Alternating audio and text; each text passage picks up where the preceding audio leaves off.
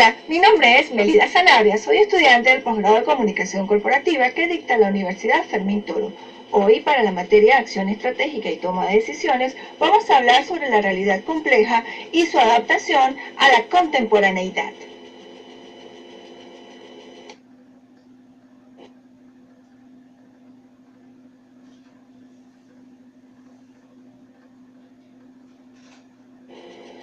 Lo primero que haremos será definir lo que es complejidad. La complejidad es la cualidad de lo que está compuesto de diversos elementos interrelacionados. Por un lado, en términos coloquiales, la palabra complejidad tiende a ser utilizada para caracterizar un conjunto intrincado y difícil de comprender, es decir, algo complicado, pero por el otro lado se refiere a un sistema complejo, que es un sistema compuesto de partes interrelacionadas que como un conjunto exhibe propiedades y comportamientos no evidentes a partir de la suma de partes individuales. Tal es el caso del dibujo que estamos viendo. Pudiésemos ver que es algo complicado, que es algo hecho simplemente que no tiene ninguna explicación. Sin embargo, son puntos que se interconectan entre sí. Otro ejemplo de la complejidad sería un matrimonio. Es algo complicado, es lo que se dice coloquialmente. Sin embargo, él tiene una serie de elementos que se interrelacionan entre sí y que al final de cuentas pues tienen un ser.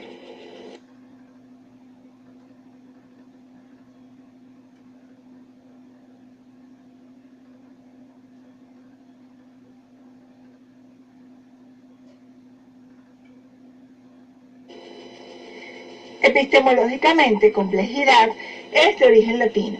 Viene de complacere, cuya raíz es plectere y significa trenzar, enlazar. El prefijo com añade el sentido de dualidad de los elementos. Es decir, que son dos elementos opuestos que se enlazan íntimamente, pero sin anular su dualidad. Tal y como siguiendo con el ejemplo del matrimonio. Son dos elementos opuestos, dos personas que no se conocían anteriormente y que se entrelazan para hacer una compleja realidad como lo es el matrimonio.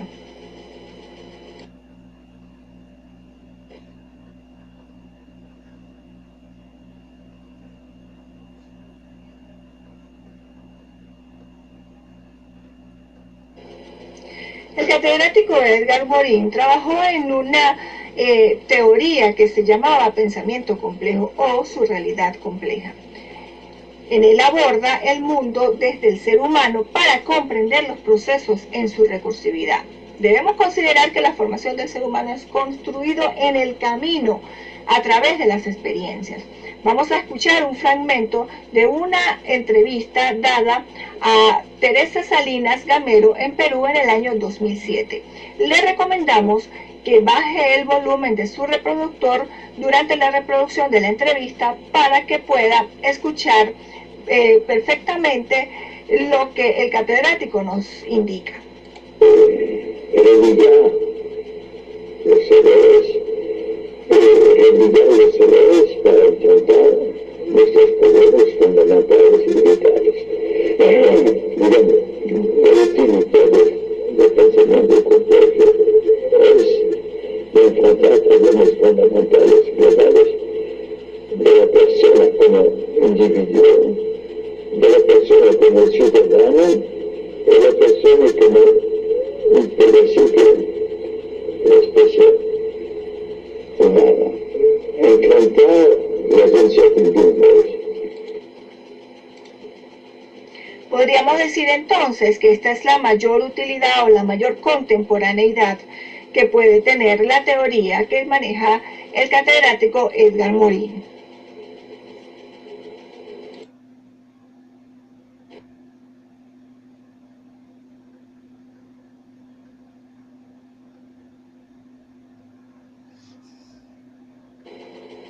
Podríamos decir entonces que la contemporaneidad de la realidad compleja está sistematizada en pequeños principios que fueron establecidos por Morin, los cuales nosotros vamos a adaptar a la realidad de nuestra contemporaneidad. Tenemos entonces el principio sistemático u organizativo que establece que las personas hay que llevarlas a entender cada una de sus realidades.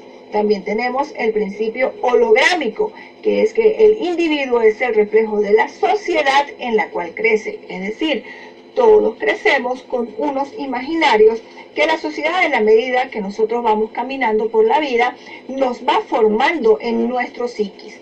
Tenemos el principio del bucle retroactivo.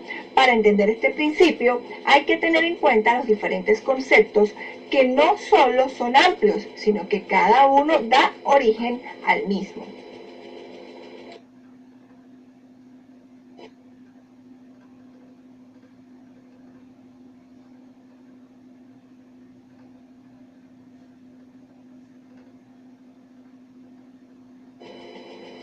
Continuando con la contemporaneidad de la realidad compleja, tenemos el principio del bucle recursivo.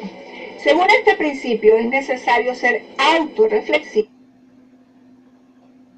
autoproductor, porque se utilizan diferentes técnicas y métodos que ayudan a alcanzar esa autoproducción del conocimiento, donde se obtiene el aprendizaje basado en ensayo y error. Es lo que estábamos comentando. El ser humano se hace en el camino. Dice la frase, caminante no hay camino, se hace camino al andar. También tenemos el principio de la autonomía. Todo ser humano debe aprender de sus propias experiencias.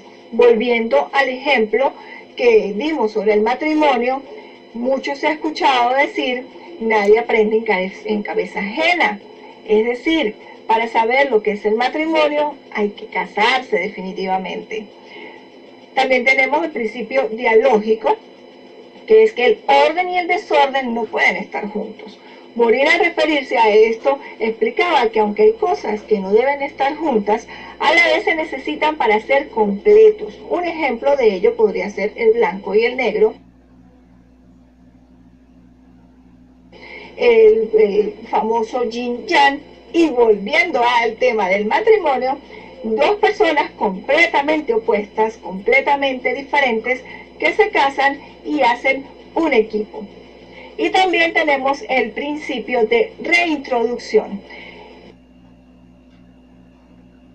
que es que el conocimiento que se obtiene no proviene de la mera casualidad, viene de la necesidad de construir, de autorreflexionar y de analizar el conocimiento aprendido.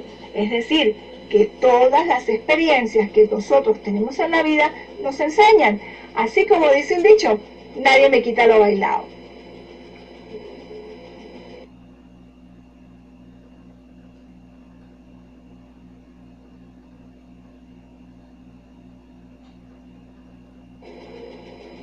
Señoras y señores, muchas gracias. ¿Y qué pasa con el matrimonio? Pues no hay preguntas.